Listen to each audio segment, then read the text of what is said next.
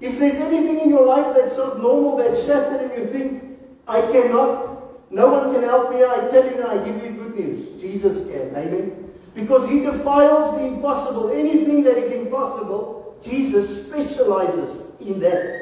The Father specializes in the impossible. If everything was possible, we would not need Him. But because, beloved, you cannot set yourself free. You cannot break away out of bondage. But with Jesus, it's possible. I know, not because the church told me, but because I've experienced it, that when I was in bondage and slavery of certain things, when I gave it to Jesus, when I went and I said, Lord, I lay it at your feet. I know, Lord. I've read about it. I've seen it when I was little, that you can set me free. And you know what happens, beloved?